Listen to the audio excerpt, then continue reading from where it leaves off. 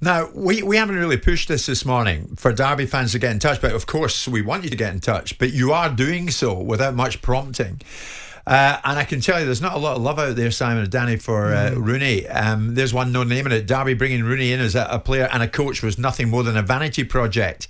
Melvin Hall, can we give it a break from glorifying Rooney? The fact is he did not guide Derby to safety. He put them in jeopardy in the first place. Phil Cole is exiled, he says, in Leeds. I think Derby's downfall was irretrievably started by Koku, but Rooney was the wrong man to put it right. Simon, it looks to me Wayne's calling for clarity, but in the protest, Derby fans, to me, are calling for Wayne to be replaced. Well, it's difficult. I mean, of course, the fact of the matter is he did guide them to safety because after 14 games they had 7 points. So he picked up another 37 points from the 32 games he was in charge. The challenge for him is that in the first 16 games where you get a bounce because the players are reacting to you in a certain way, he got 27 points. The second 16 games, which is the business end of the season where you're really knuckling down and understanding the dynamics of where you are, he got 10 points. So that's relegation form in any parallel universe. With Wayne Rooney and the management team he's got there, I'm a big fan of Shay Givens. I like him as a bloke. Liam Rosenior is a very bright young coach. And Wayne, I've no doubt, will learn and earn the right to be a manager. But to talk about clarity and to talk about off-pitch stuff, the clarity that we saw was that the team were very poor on the pitch and the management that was produced gave 10 points from 16 games, and another side's failure is what kept you in the division. Another side getting 6 points deducted at the beginning of the season is what kept you in the division. And the idea that Wayne Rooney could and should be the manager for next year, if I'm the Derby owner, listen, I would urge them to sleep on it. And if I woke up in the morning and still thought it was a good idea, I'd probably urge myself to go back to bed because the whole idea that he's going to give you a solution for me is not there. Wayne is a decent, top-class footballer.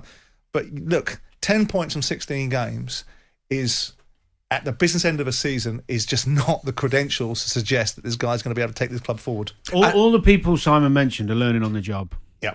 And unfortunately, that doesn't always... That mix doesn't always give you what you want. It's whether there's hunger, whether there's appetite, desire, passion, experience, all those knowledge. things. Experience, knowledge, wisdom, and knowing that division, because it is one of the toughest divisions. I've had a bit of experience in there. It's hard.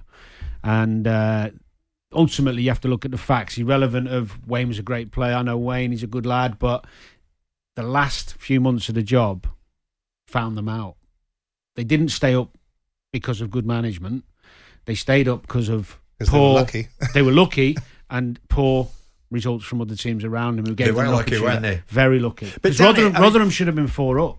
You played the game at the highest level. Any kind of boardroom turmoil or a takeover, will it happen, will it not? Does it honestly affect you when you go out there? No, but the only thing I would say is it a Derby player had that in their mind just on Saturday when they took to the pitch? What they might have on their minds, and Simon might disagree, but I do think some of those players would have been affected by the fact they weren't getting paid. Yeah. And certain players not being as wealthy as we think every footballer is, that maybe, the concerns around that, and actually then protecting yourself for what's coming next. You don't know where you're going to be, what's going on. It wouldn't have, I don't think it should. But some of them might want to hide behind that excuse. But in terms of what's going on above, no. Because you're in every day with the manager and the coaches. You're not involved in the politics of the club. All that nonsense shouldn't be affecting your personal pride and the way you conduct yourself on a football pitch. I would never hide behind Should that. I tell you where the challenge comes? And I would give Wayne Rooney clarity. It would start with a P and ended in 45. I would give him that clarity quite unequivocally.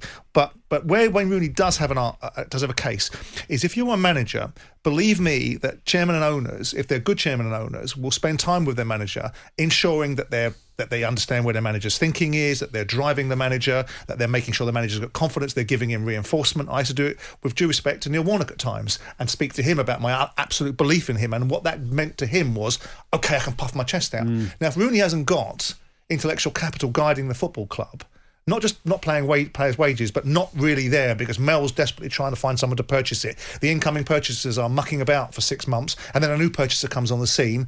That's a young kid coming in to run a football club. I can see why Wayne could use more clarity there, but that doesn't mean that you produce 10 points from 16 games on the pitch when you've got players that you've bought, players like Martin Waghorn that have cost a lot of money, that have obviously got them out of trouble in the end in the last game of the season. But I do feel that if he'd have had some proper handling, then maybe it would have given him an extra 10%. But that still doesn't alter the fact that what you've seen there is staggeringly bad. Well, they're staggered over the line. Does he deserve a full pre-season, Danny? Does he deserve to reap the rewards of a decent transfer window? The simple fact is it's a risk if you leave him in charge, like any young manager. And he's probably learnt more this season than he'll learn in the next 3 or 4, wherever he goes. Hopefully he's bright enough to take that on. But some of the things he's had to deal with, you wouldn't expect to deal with in your first year of management. Do Derby want to be taking a risk, thinking it might work, it might not, or does Derby want to be back in the playoffs and pushing for promotions to the Premier League? My theory on getting out of the Championship is quite simple. Generally, is that you go with someone who knows what they're doing, who's been there and done it. I mean, to a degree, they took a risk with Frank. They took a big, and they almost got them there. They almost got them there with a bit of very clever, astute recruitment. That was. Knowing that Frank had the capability of nicking some great young players from Chelsea, Tomori and Mount being the two who were outstanding. But there was just no logic. When Frank came into Derby weren't in the cart. They were middle of the table, pushing up for the playoffs. McLaren had got them into the playoffs a few seasons earlier. Yeah. They were all right? So he didn't have to fix a major problem. When they brought Wayne Rooney in after 14 games with 7 points, you're staring at the abyss. Yeah. Right? So what you need then is, I'll tell you what I need, and I can't understand it because I'm hugely fond of Mel. I can't understand the logic of saying we get somebody in there that has no practical on-the-ground experience with a group of people alongside him that talk a good game but haven't got the experience, and say, we expect you to pull us out of this.